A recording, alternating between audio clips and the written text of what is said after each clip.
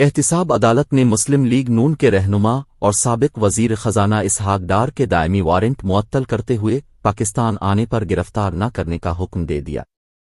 Express news کے مطابق سابق وزیر خزانہ اسحاق ڈار کے دائمی وارنٹ گرفتاری کے خلاف درخواست کی سماعت احتساب عدالت کے جج محمد بشیر نے کی۔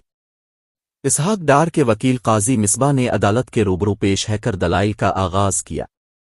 جج نے وکیل سے استفسار کیا کہ اسحاق ڈار بیمار تھے یا کوئی اور مسئلہ تھا۔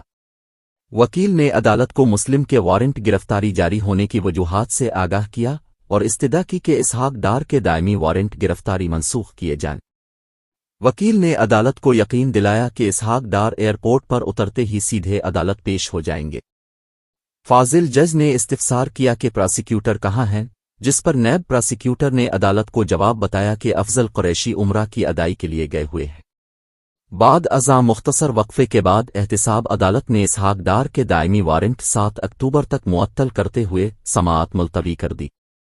عدالت نے اسحاق ڈار کو سرنڈر کرنے کا موقع دیتے ہوئے حکم دیا کہ اسحاق ڈار کو پاکستان آنے پر گرفتار نہ کیا جائے۔